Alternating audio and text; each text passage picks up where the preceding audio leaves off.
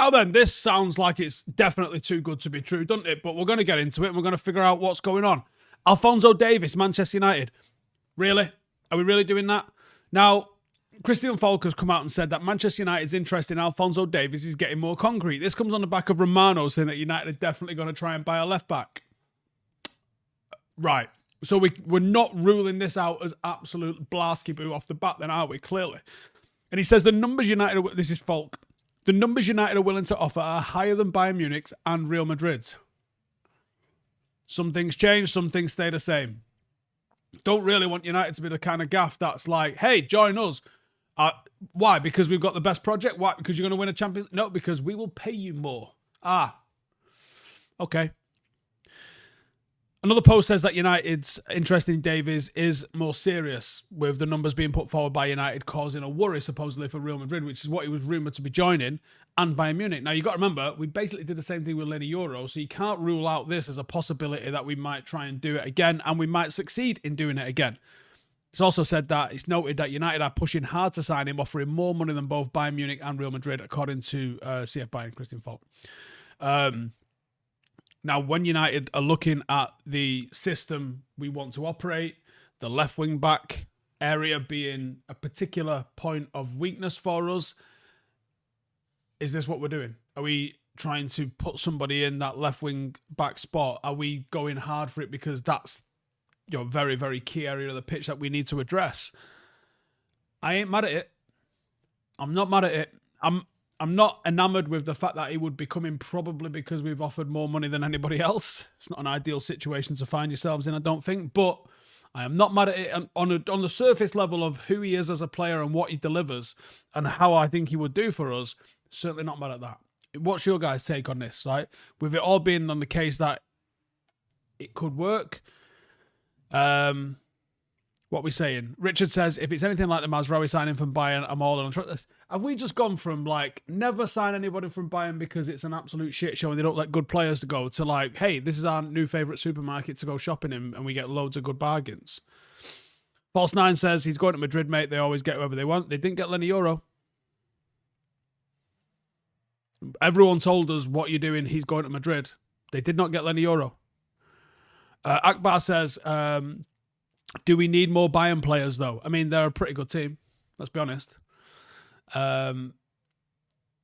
Jones says, Davies will go Barcelona. Flick is his father. Akbar says, have to get rid of Shaw and maybe Malacia. Definitely have to get rid of one of them. I think you probably will get rid of one of them, to be honest with you. Marley says, nice backdrop. Oh, yeah. Got a new light. All right, innit? Lewis says, he has a lot of injuries and I don't know if he rates United like that. Well, we will soon find out, won't we? CTB says, we should pay based on the value we think he brings. Perhaps we value him higher than Madrid because he adds more value to us than he does Madrid. It's possible. Jay-Z Waldo says, looking at the Ineos era, if they want to go for him, they will move quick and silent.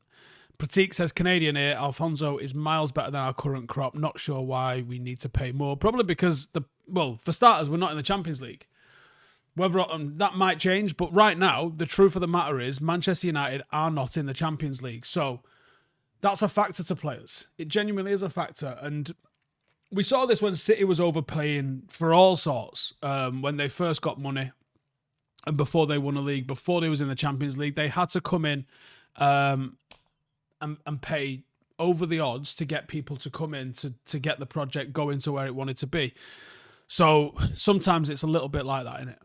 That you have to do that. And while you're out of the Champions League, which is where we find ourselves at the moment, trying to play catch-up, that might be the way that you play catch-up. I don't like it, but it might just be the realities of it.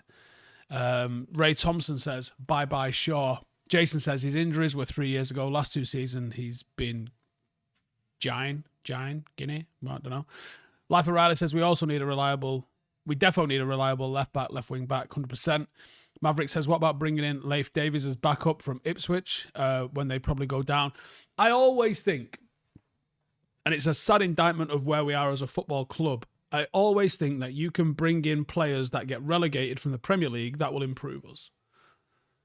And I always believe that that's the case, and I'm probably correct a lot of the times that is the case. There's some fantastic players that get relegated. I mean, look at Robertson at Liverpool he was literally relegated when they got him. and he's been all right, I guess.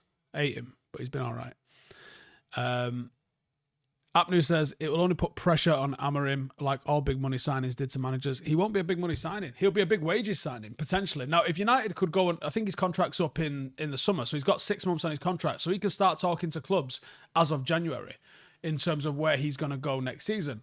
But what United could do, and I don't know if this is what they are doing, United could go and say, how about we buy him now in January, so you actually get a fee for him in January, and we get a player that we can play from January rather than waiting until the end of the season when he goes for free, because he's going to go for free. So, yeah, I wonder, is that what United are trying to do? Because you can get a bargain there still. You can still get a very, very good player because of his contract situation. Won't be free maybe, but it might be 15, 20 million. And if that 15, 20 million elevates United to the level that you get into the Champions League, what an absolute bargain that turned out to be, wouldn't it?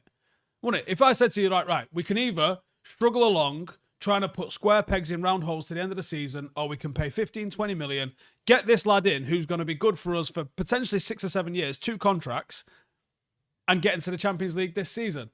Would you do it? If you knew that that was going to achieve Champions League football, I think you would almost certainly do that, genuinely. Not says if a player only wants to sign for us for big money, how loyal will they be?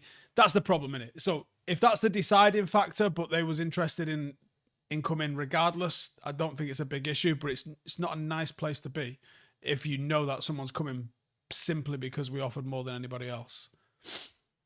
Jay-Z Waldo says, can we sell one of the Glazers to balance FFP so we can afford the wages? Unfortunately, no. And also, who's going to pay for them? And what would you get for them? Can we send Shaw on an exchange? Not sure. Anytime says, toxic fans already up the game, talking how they know better than Amorim, how he needs to play, what he needs to be done in the club. It's unbearable to read the reactions online. What are you seeing online? I'm not seeing any of that online. Morris says, would I rather have Robinson from Fulham or Davies? I would generally always lean towards people that have been proven in the Premier League for the Premier League.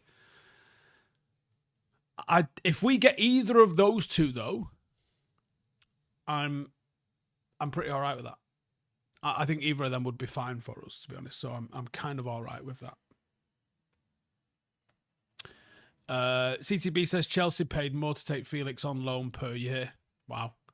I mean, Chelsea's just a shit show, isn't it, at the moment? John Officer says no footballers are loyal, nor should there be, because football clubs are not loyal. John James says, I'd like to start next season with Ugarte, Menu and Eze. Eze would be a good signing. Joe Shard said, I think that offering a fee in January is the way to go if we want to get who we want. I think that could be working, yeah. Razzie Green says, either 15 or 20 get him in January, or wait till summer and pay 15, 20 and a signing on bonus because he's going to expect that if there's no transfer fee. Yeah. Abhinav says, Robinson from Fulham might be more expensive. That's the other thing. You buy someone that's on a decent contract in the Premier League, and you end up paying through the nose on that anyway. Pain in the ass. Proven in Bayern is a good trait to have, says Valerie, especially young, innit? This isn't someone that's 35 that we're getting from Bayern. Someone young coming from Bayern, pretty solid. Richard says, will Yoro, Menu, Malacia be in the squad against Ipswich? Couldn't tell you. Uma says, one is best in the world, another not even the best in the Prem. Well, I think the fact he's proven in the Prem is a massive plus for him. Abhinav says, what if Alvaro wants to come back? Well, we don't know, do we? We actually don't know.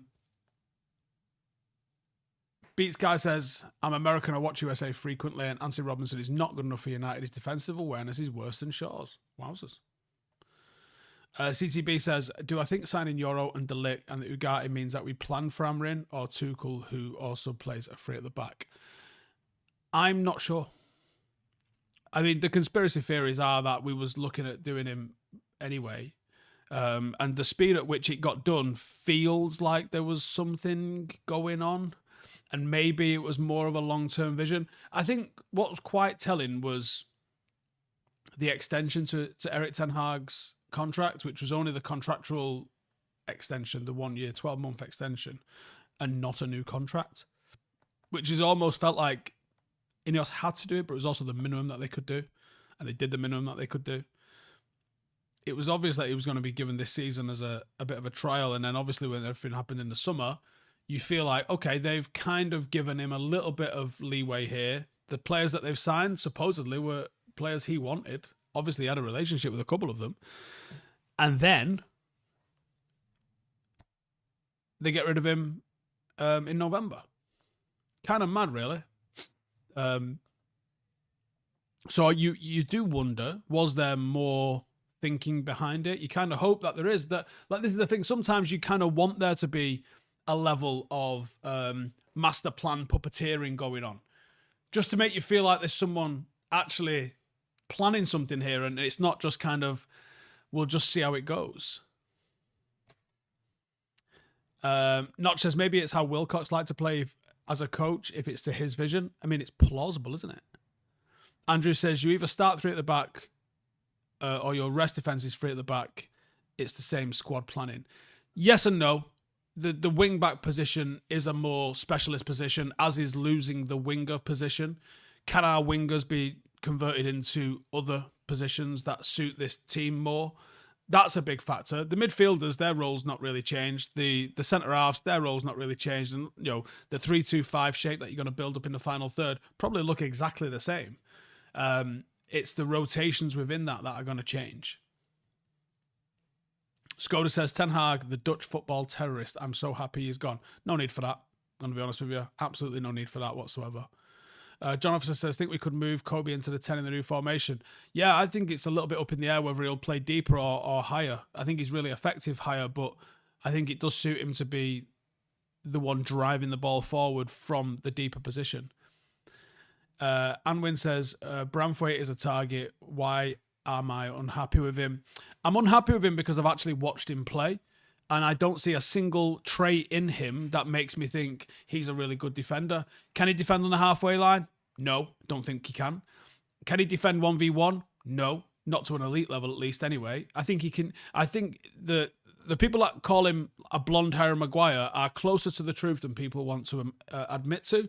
I think he can defend the box quite well. I think he's good in the air. I think he's got a bit of a switch in him, but having a switch in you isn't being a ball-playing centre-half. That's not the same whatsoever. I've watched him on the ball, and I don't see intelligent line-breaking passes. I see him fucking it off up the line. Now, some of what you see and the traits that you see with him are due to the way Everton play, but I think there's also some stuff in him that I go, no, I do not see an elite defender in him at all.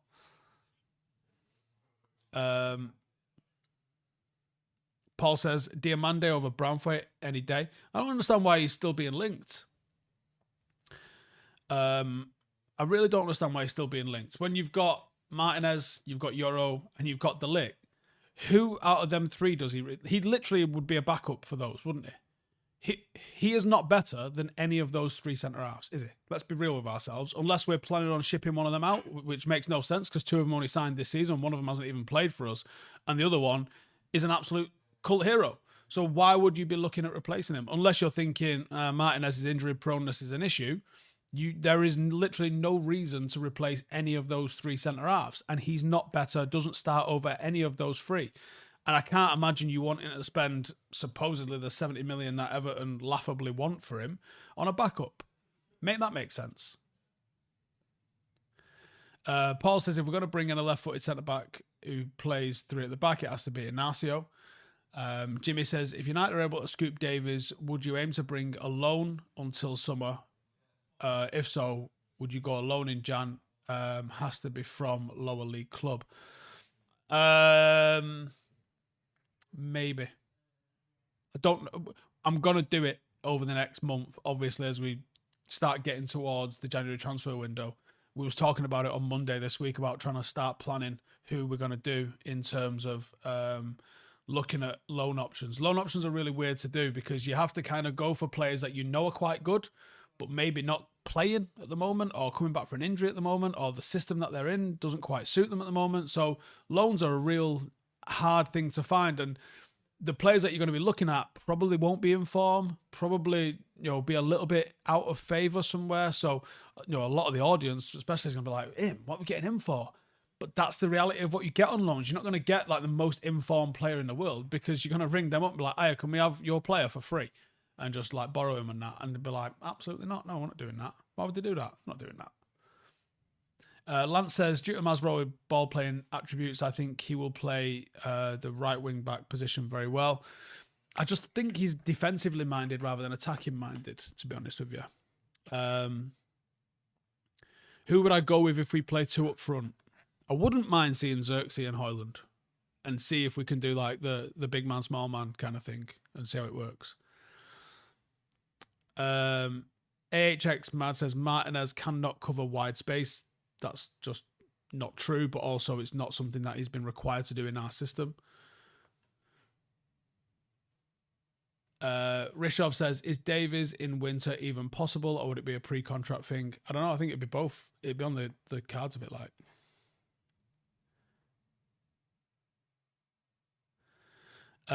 Cheyenne says, according to Understat, we have an XG of 19 and an expected goals against of 19, and we have scored 12 and conceded 12, so we are exactly as good as we are bad. That's kind of depressing, isn't it? Richard Porter says, views on a Jaguar teaser brand launch yesterday. Two things are at play. Either Jaguar are about to completely tank everything that they've ever done, going after like a completely new, younger audience, or the fact that they say don't copy people or don't copy or do not, whatever their tagline is that they've decided to go with, this is all going to be a marketing ploy and they're going to do something which is very much in line with their British heritage luxury sort of brand and completely aligns with their brand values. The way that they've done this so far looks like complete brand suicide. So it either is that or it's a very clever marketing ploy because no one's ever spoke about Jaguar this much. And I kind of hope it's the latter, to be honest. But I'm not sure. Apner says Xerxes and Højlund would be a bigger man duo. Yeah, but you know what I mean, though, in terms of the like one quicker, one more of a hold up. That's what the big man, small man thing was all about, wasn't it? One that's the quicker one that's going to be the more physical one. Daniel says the completely new younger audience, also called the modern audience, doesn't exist by Jaguar. This is why I think it is a marketing thing. Imran says, I truly believe Bruno is going to be massive under Amorim. CTB says, we don't need a new striker. Højlund is quality. The system removes the need for our out-of-form wingers. That should bring more goals. Be very interesting to see, with the proximity of the 10s to the striker, if he ends up getting more chances on the back of this. Very intrigued to see how that kind of goes. Troy says, bring me Davies. He's one of the best attacking fullbacks in the world. John says, do you feel the gaffer will look to make a statement with the players like other managers have, i.e. Shaw and Jose? I don't know Amorim enough to know what he's like with that sort of thing. Really couldn't tell you. Captain says, Reguilón was a good idea. Why we didn't keep him? Do you know what I mean? There's been so many potential opportunities here for good ideas, even including letting Alvaro Fernandez not go would have been such a good idea now, wouldn't it? Yet here we are. Do I think Ahmad could play the right wing-back role? I don't think he'd be as effective as he would be in like the right side number 10 role, but yeah, I think he could do. Cheyenne says, were any of the ESPN FC crew decent players? Who do they have? Like Craig Gordon, Shaka Hislop. Who else is on there? Joe says, get Davies, forget Branthwaite. Paul says, what's my thoughts on the rumours of Pogba training and possibly an offered a 6-month contract? Imagine him in his prime alongside Bruno and two proper DMs. Has that not been completely debunked that that's just not happening? Is that the case? Alex says, Jaguar are to go completely electric in all models in the next 3 years. I believe that will be the death of the brand. Right. Forgive me if I'm not an expert on cars at all. I don't ever claim to be. However, electric cars are not necessarily any better for the environment whatsoever because of the mining, the recycling, the amount of oil and manufacturing still required for them, and the fact that electric is still largely in this country at least, it's a renewable energy because it's a battery, but it's still sort of powered by power stations which use fucking coal and shit like that, right? Right? I just fundamentally dislike electric cars. I fundamentally dislike electric cars. I mean, I drive a 30-year-old Land Rover Defender. I can see me going even further back, less electronic than that. Where that's at it's not a fun drive when it was -5 today, and it was not. It's not the funnest thing to drive when it's that cold because it takes a long time for the heater to come on. I just don't understand why so many people are onto the electric car thing. I see what happens when there's a power cut. When there's a power cut, Daniel says that electricity in the UK is the most expensive in the world. It's insanity. Yeah. What happens when there's a power cut? I've not seen it in England yet, but I have seen it in the States. When there was some cold snaps, was it Texas last year? And all of the electric cars that were dying on their way to recharging stations because of the cold. What's going on? I don't understand the desire for electric cars. I like that visceral of a fucking, even a diesel engine. You know what I mean? I like that shit. If I had a 200 grand budget for an off-road or SUV similar to my Rover, what would I get? Either the new Defender, Carpathian version though, not the electric one. Big fucking V8 one, man. Or I would go to Retro Defender. So Retro Defender, you can't take yours because I bought mine and thought I'll take it to Retro Defender and see if they can make it sparkle, because Retro Defenders do genuinely works of art with Land Rover Defenders, the old school classic shape ones. That's not how they work. You go to them, you sit there, you design a car, and then they build that car. They go and source a donor model, and then they basically build you a brand new Defender, completely brand new. I would go to them, but you're looking at probably 180 grand for one of those. I would go with something like that. In terms of like the electric car stuff now, what's the diesel in my Landy like? I'm on a 200 TDI, so I would say it's probably a touch underpowered. Depending on how long I have this car, and I genuinely might have this car for 15, 20 years because it's never going to go out of fashion. Fucking hell, technically already out of fashion. I'm going to either do one or two things. I'm either going to put in an LS3 Corvette V8, have some of that action, that's spendy, but I might do it, or a BMW M58, which is a modern diesel engine in it. So the 200 TDI that I'm on at the moment is fucking bulletproof. It's 30 years old and it's absolutely bulletproof. And I got no qualms with it whatsoever. And I've done some fucking mileage up to Scotland, down to the south coast, took it camping, took it off-roading. Like, it's fucking flying. But I wouldn't mind something with a little bit more going on, because it's a little bit underpowered. It's fine. Chugs along. The Land Rover Defender is not meant to be driven fast, is it? So I'm not doing it for that, but I wouldn't mind a little bit more. You know what I mean? Steve says electric cars are also much better on maintenance. What does that mean? What do I ask for a trip to barber? I've had the same barber for about 8 years. I don't ask for anything. I just fucking sit down and he does it.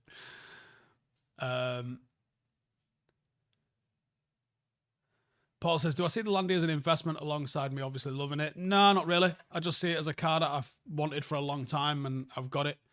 And it probably won't be an investment because I'll end up pouring more into it than I'll ever get back from it. And I'll probably never sell it. But I like it. I like that it's a little bit different. Are we upgrading to an Ineos Grenadier when Uncle Jim wins us 21? Probably not. If I was going to buy a brand new car, I quite like what Ineos have done with the Grenadier, but no, I would probably go with the new Defender. Genuinely, the new Defender is the best car I've ever driven. And some of the technology in it is fantastic. But I'm very tempted to just roll back the amount of technology in the car. I don't need it. I mean, there's some real cool stuff in the new Defender, but you don't need it. Steve says electric cars pollute less. It's about air quality in populated areas. So air quality in populated areas, I can kind of get that, right? I can understand that a little bit, but you're still polluting because the electricity has to be generated from some fucking thing, doesn't it?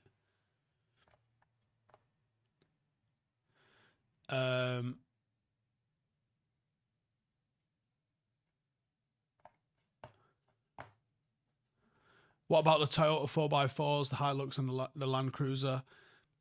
No, I never really fancied them. I understand there's a lot of people. I mean, they're bulletproof, aren't they? And people drive them for 500,000 miles, and they're absolutely fine. But yeah, I just not a thing. Justin says, do you not think people said similar things when they moved from horses and carts to cars? Yeah, maybe, and that's fine. But that's people's personal choice, isn't it? But yeah, and okay, we might not burn coal anymore. I don't know if we do or not. I thought we did. But I just think, the amount, those lithium and cobalt, you might want to see how that shit's being mined. It's not good for the fucking environment either, man.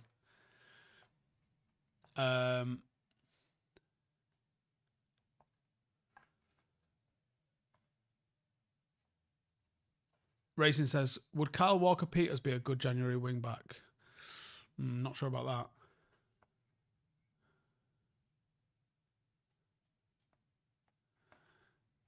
that. Ben says, I got a RAV4 diesel, got 300,000 miles on it, and flies through the MOTs most every year.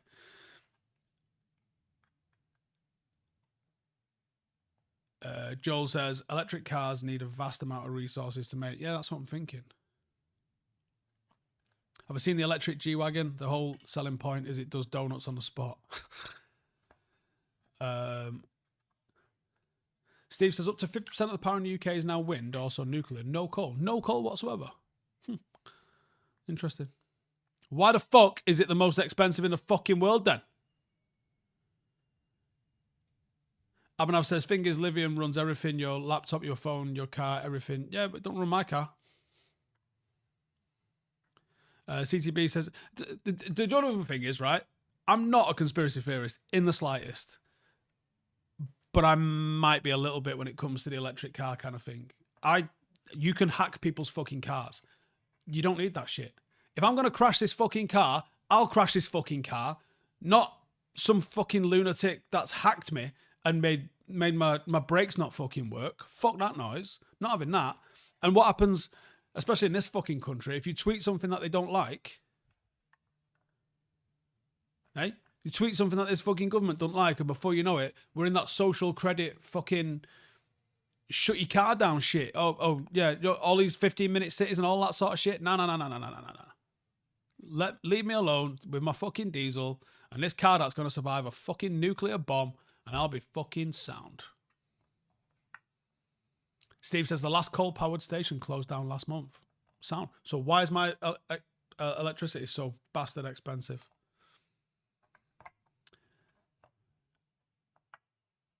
Andy says, I won't buy a Tesla in case I say something bad about Musk and it locks me in my car.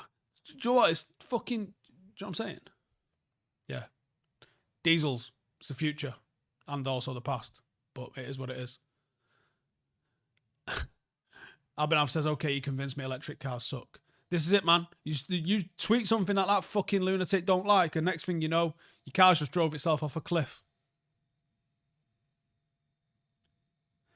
Captain Dusk says, how can a car be hacked? Oh boy, are you going to have a fun day Googling today.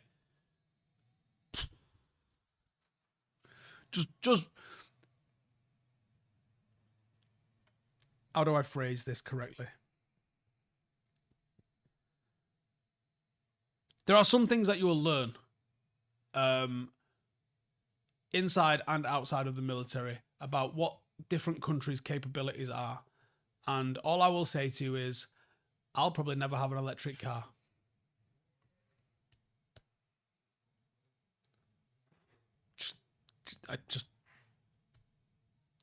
all I'll say is that if you want freedoms, it will be a 30-year-old diesel like mine. Blaine says, studying cybersecurity can teach you a lot. Yeah. So I operate in a weird fucking environment because obviously I make YouTube videos, right? You see my big fat face, or less fat face as it is now, but you guys all know what I look like, and for the most part, you probably, with a fucking quick Google search, find out exactly where I am. But I also have that other part of me, that guy that was in the military kind of thing, that wants to be the grey man and wants to just fuck off into the woods and not talk to anyone and not even have a fucking computer connected to the internet.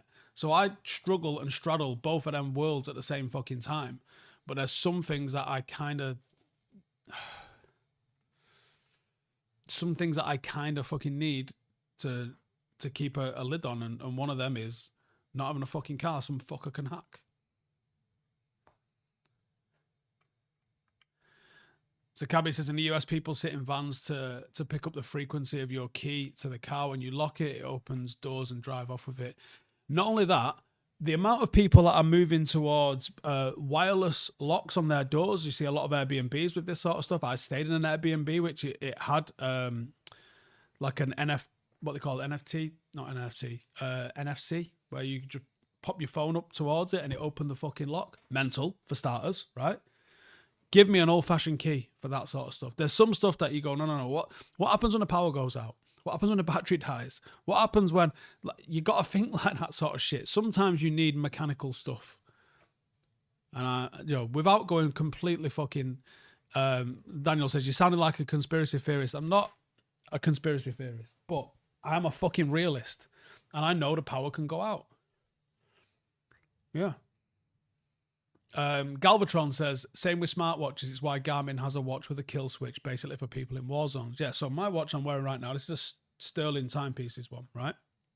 It's a dumb watch. There's no electronics in it. I have a Garmin for when I do running. That Garmin has a tactical mode on it. It has a Jumpmaster mode, it has a tactical mode, and it has a completely fucking wipe this shit because I'm about to get captured mode on it as well.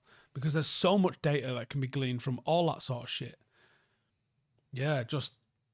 It's one of them, man. There's I don't know what to say to start you off Googling, but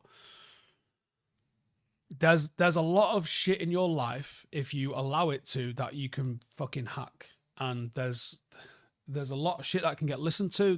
And I'm talking, not just talking by advertisers and shit like that. Things get listened to that you get said. It's crazy. Paul says, mortise locks and diesel engines, get it on a T. Ken says, we had electric vehicles 50 years ago, fucking milk float. Yeah, but no one could hack your milk float in. Like, the thing with the Teslas, because it's capable of driving you, it's fucking capable of locking you in and taking you somewhere, isn't it? We are not far away from that being a reality where someone commits a fucking crime or something and gets driven to the police station and locked in its Tesla until someone lets it out. We are 5 seconds away from some of the weirdest fucking Hollywood films ever. Wayne says, some technophobia BS going on here. I love tech, but I'm also completely fucking aware of what's possible with it. Jamie says, Google Range Rover hack. People literally standing on a driveway with the device with seconds the car started and they're driving off. Yeah, that's literally how mine got stolen last year.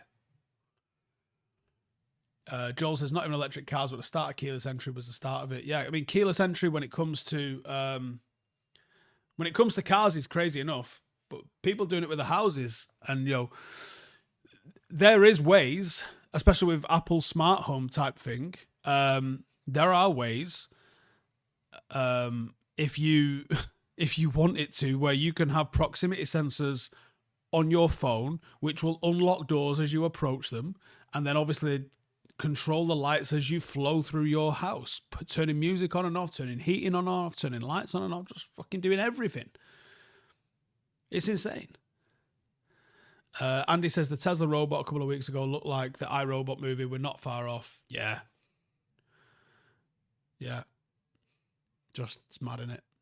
I am so tempted to just absolutely disappear. And I could easily go full Will Smith in that film, where it's just totally distrusting of all that sort of shit.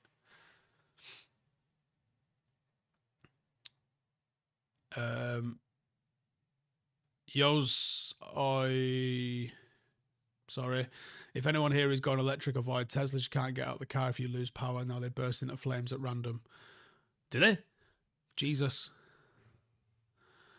Thriller says, I don't want that. Separate keys, please. MF says, AI will advance beyond most intelligent human. It might have done already. Mag says, I'm with Steve. These smart guys will make smart tech until the tech one day outsmarts them. We probably already passed that. Steve from Palakia says, proud to be called a conspiracy theorist. CTB says, the old Rona revealed a lot. It shows the freedom we enjoy today shouldn't be taken for granted. Yeah. K Fling says, conspiracy theorists are always the ones that saying they aren't one. And here you are narrating like one.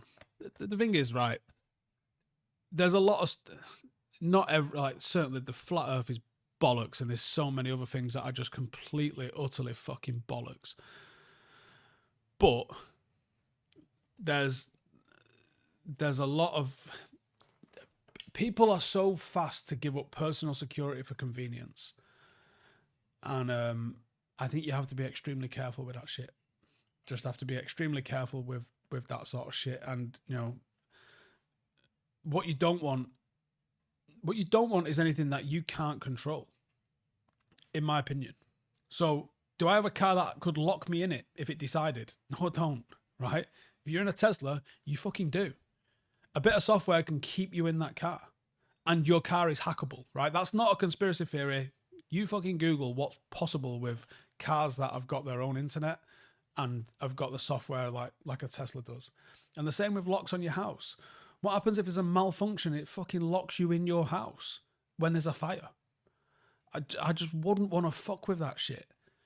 You know, that's not a conspiracy. That's just kind of realizing that some conveniences, because an electric car that could drive me to work and I didn't have to commute, I could probably get an extra hour of work in.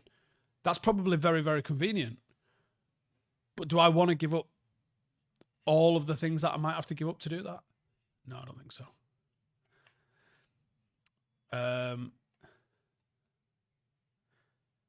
Abhinav says there are levels to conspiracy theories. There's stuff like this, and then there's like Matt Letizia stuff that I don't like.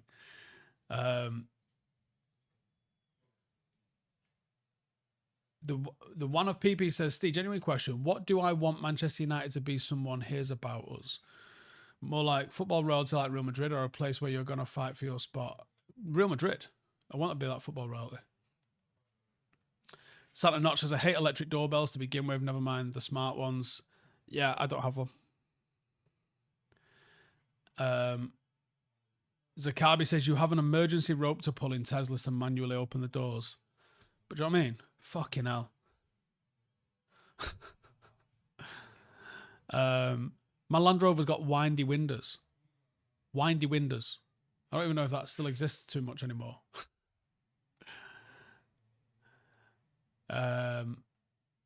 Anyway, I'm going to wrap it up. So that was everything we needed to know about Davies and electric cars, I guess. Oh, whatever. Take it easy. Skynet's coming. Delay it as long as you can. See you in a bit. Hey, thank you for watching the video. If you are new around these parts, then don't forget to subscribe. My channel is proudly supported by my community on Patreon. If you'd like to get a little bit of extra content, a Discord group, meetups, five-a-side games, weekly podcasts, behind the scenes, and even an occasional bit of transfer news as and when I get it, then for the price of a pint, you can show your appreciation for the content that we make and get some goodies for doing so as well. Check the link in the description or click the button right here. You'll also find all of my socials here too if you want to follow me on any of those platforms. Nice one.